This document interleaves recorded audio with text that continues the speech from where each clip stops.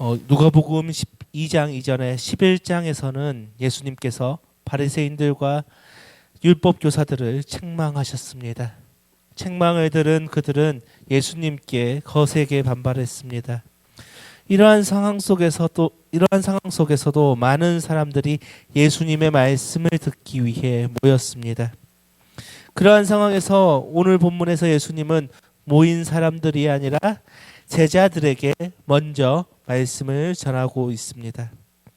그렇다면 왜 예수님은 수많은 사람들이 모인 가운데서 제자들에게 말씀을 먼저 전하였을까요? 예수님의 말씀을 들으러 모인 사람들에게는 그 말씀을 들을 준비가 되지 않았기 때문입니다. 오늘 본문의 전반적인 이야기는 신앙의 절개를 굳게 지킬 것을 말합니다. 그러나 예수님의 말씀을 듣기 위해 따라왔던 사람들은 영적인 교훈에 관심이 있다기보다는 질병의 문제, 먹고 사는 문제, 신앙의 외적 행위를 통한 구원의 문제만 관심을 가지고 있던 사람들이었습니다. 그러한 연으로 12제자 혹은 70인의 제자들에게 먼저 말씀을 전하였습니다. 오늘 본문에서 예수님은 바리새인들의 외식을 주의하라 말합니다. 그렇다면 왜 예수님께서는 바리새인들의 외식을 누룩이라 표현하셨을까요? 천국 비유에서 누룩은 좋은 의미로 사용되었지만 오늘 본문에서는 나쁜 뜻으로 사용되었습니다. 누룩이라는 것은 반죽이나 액체를 발효시키고 부패시키는 효소입니다. 이 누룩이라는 것은 매우 빠르게 퍼지는 특징이 있습니다. 누룩이 반죽에 빠르게 퍼지듯 바리새인들의 외식이 아주 빠르게 퍼져 다른 사람들에게 악영향을 미치기 때문입니다. 그렇기에 예수님은 바리새인들의 외식을 누룩이라 표현하신 것입니다. 그러나 이 외식은 금방 드러납니다. 오늘 본문 2절 3절을 보십시오. 감추인 것이 드러나지 않을 것이 없고 숨긴 것이 알려지지 않을 것이 없나니 이러므로 너희가 어두운 데서 말한 모든 것이 강명한 데서 들리고 너희가 골방에서 귀에 대고 말한 것이 지붕 위에서 전파되리라. 예수님께서 말씀하십니다. 바리새인들이 자신들의 외식을 감추려 해도 반드시 드러난다. 우리도 마찬가지입니다. 누구에게도 말 못하는 비밀, 하나님에게도 감추고 싶은 비밀들이 누구나 있습니다. 그러나 어쩌면 그것들이 우리를 외식하는 자로 만들어 갑니다. 어쩌면 바리새인들처럼 겉만 멀쩡한 신앙인으로 포장하고 있을지 모릅니다. 그러나 분명한 건 하나님 앞에선 모든 것이 여지없이 드러납니다. 창세기 3장을 보면 선악과 하와가 자신들의 모습이 부끄러워 무화과 나뭇잎으로 몸을 가렸습니다. 그러나 그것은 말라 비틀어질 영원하지 않은 것이었습니다. 결국 아담과 하와는 하나님 앞에서 모든 것이 드러나 버렸습니다. 숨길 수 있는 것은 없습니다.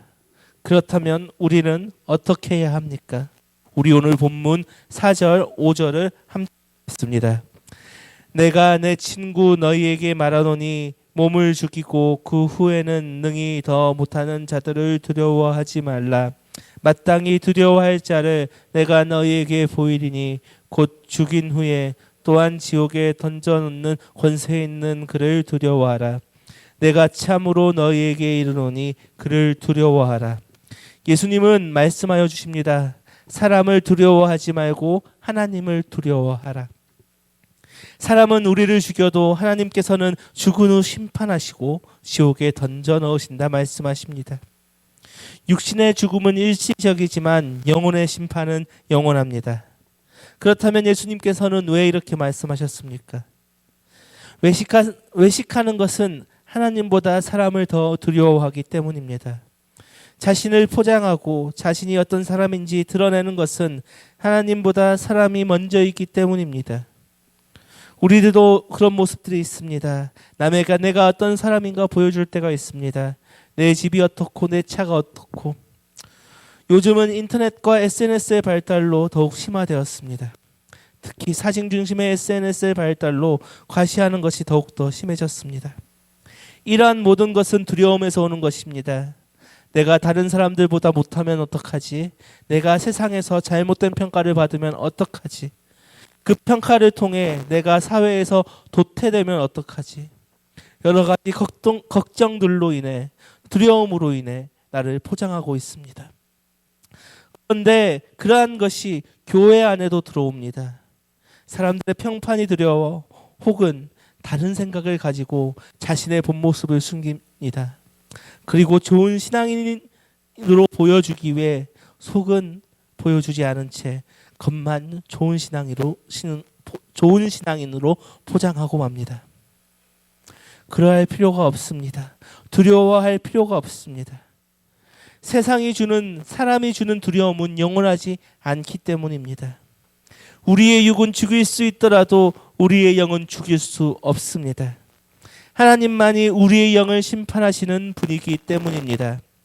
그렇기에 우리는 세상을 두려워할 필요가 없습니다. 세상을 두려워하는 것은 결국 내 우선순위가 하나님이 아닌 것입니다. 하나님을 두려워한다면 세상은 아무것도 아닙니다. 하지만 수많은 대적자들이 우리의 겉모습만으로 경욕할 것입니다. 그러나 그것은 아무것도 아닙니다. 오직 우리의 영을 심판하시는 하나님만을 두려워해야 합니다. 그런데 오늘 본문에서 주님께서는 이렇게 말씀하시며 말씀을 덧붙이십니다. 우리 오늘 본문 6절 7절을 함께 읽겠습니다.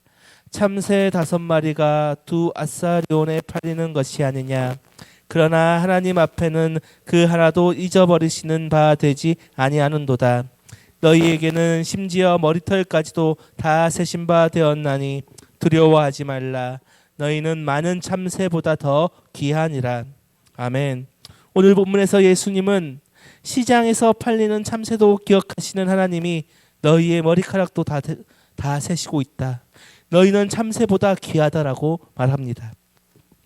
참새가 시장에서 아사리온에 팔린다는 것은 다르게 말해 세상에서 일어나는 사소한 일들입니다. 그 사소한 일들까지도 하나님께서 다 아시고 계시는데 하나님의 자녀인 너희에게 일어나는 일을 보고 가만히 계시겠느냐라는 뜻입니다. 특히 오늘 본문에서 머리털까지 다 세신 바 되었다는 것은 하나님의 완전하신 보호를 나타내는 히브리식의 표현입니다. 하나님은 우리를 지켜주십니다. 또한 우리의 모든 것을 알고 계시며 우리의 나아갈 길을 인도해 주십니다. 우리는 이 사실을 기억할 때에 우리의 신앙을 지킬 수 있습니다. 오늘 본문 8절 9절을 보십시오. 내가 또한 너희에게 말하노니 누구든지 사람 앞에서 나를 시인하면 인자도 하나님의 사자들 앞에서 그를 시인할 것이요 사람 앞에서 나를 부인하는 자는 하나님의 사자들 앞에서 부인을 당하리라. 오늘 본문에서 예수님은 자기를 시인하는 자들을 하나님의 사자 앞에서 시인하여 주신다 말합니다. 또 예수님을 부인하는 자는 하나님의 사자 앞에서 부인하신다 말합니다.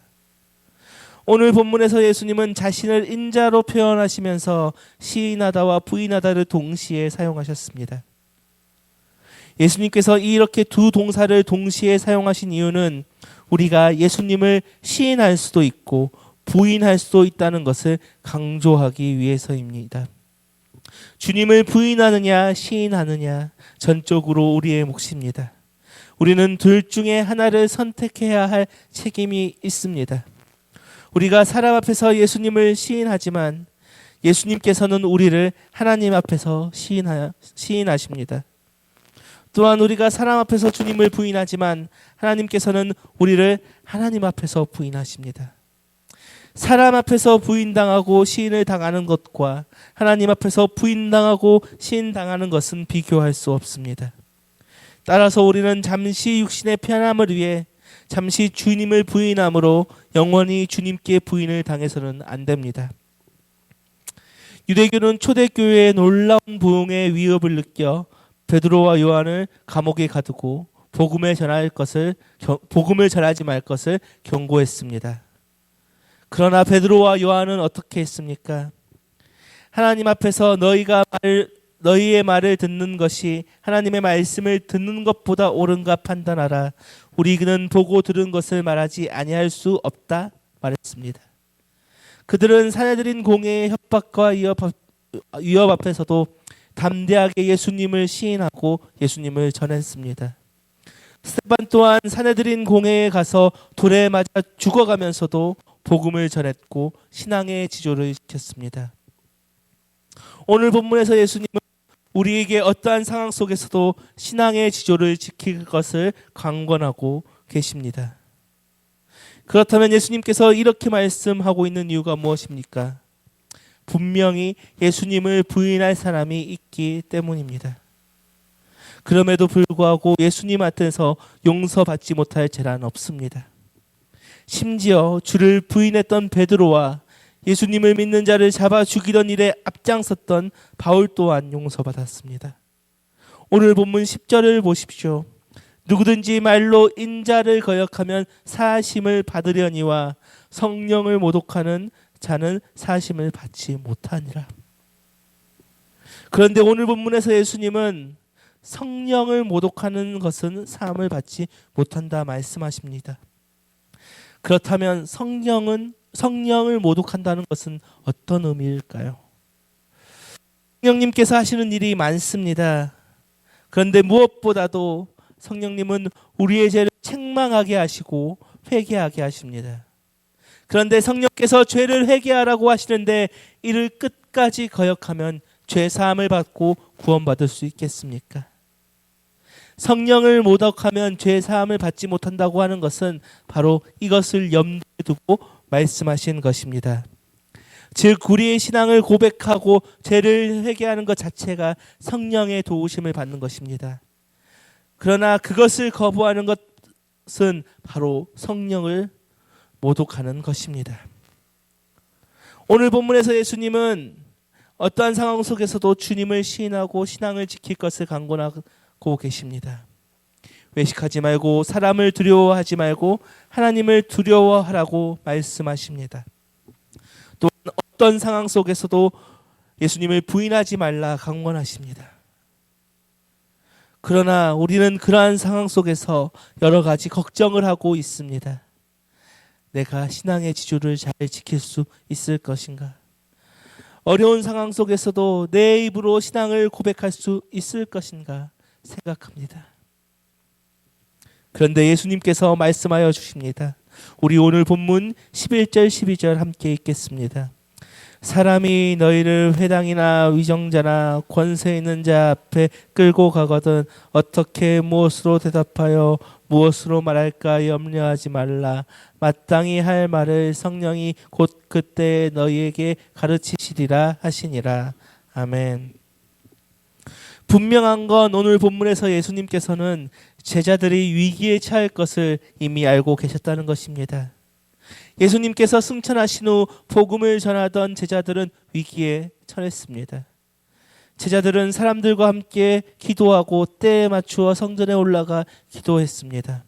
그리고 만나는 사람들마다 그리스도의 이름을 전해 주었습니다. 그러나 그것을 본 공의의 사람들은 그리스도의 이름을 전하는 것을 막았습니다. 예수님을 믿는 자들을 핍박했습니다. 그리고 시간이 지나고 나중에는 그리스도인들을 저주하는 기도까지 했습니다. 이렇듯 제자들과 그리스도인들은 믿지 않는 위정자들에게 핍박을 당해야 했습니다. 그러나 예수님께서 그 핍박 가운데 성령을 보내어 가르쳐 주신다 말해 주십니다. 사도행전 3장을 보면 성전 미문에 앉아있던 못 걷게 된 사람에게 베드로와 요한이 그리스도의 이름을 전해 주었습니다. 그리고 그 이름을 받은 못 걷게 된 사람이 걷게 되고 뛰기도 하며 하나님께 찬송하였습니다. 이를 본 사람들에게 베드로와 요한이 복음을 전했고 장정 5,000명이 믿었다 나옵니다. 그 일이 있은 후 베드로가 자신을 핍박하던 관리들과 장로들 앞에 섰을 때 성령의 충만함으로 그리스도를 증거했음을 우리는 보게 됩니다. 우리들도 마찬가지입니다. 지금 세상은 그리스도인들을 인정하지 않습니다. 예수님을 인정하지 않습니다. 복음 전하는 것, 신앙을 고백하는 것, 이 모든 것을 막으려고 합니다. 그럼에도 불구하고 우리는 그때마다 신앙을 굳건히 지키고 고백하고 복음을 전할 수 있게 성령께서 우리와 함께하여 주십니다. 진리를 대적하고 성령을 모독하는 악인은 제사함도 없지만 우리들에게는 마땅히 해야 할 말까지 가르쳐 주십니다. 그러므로 우리는 사람을 두려워하지 말고 하나님을 두려워하며 어떠한 상황 속에서도 예수님을 고백하는 우리들이 되어야 할 것입니다. 그러할 때 우리는 하나님의 신실하심을 확신하고 미래의 영광을 소망하면서 진리를 쫓아가는 참된 제자가 될 것입니다. 이 시간 함께 찬양으로 나아가겠습니다.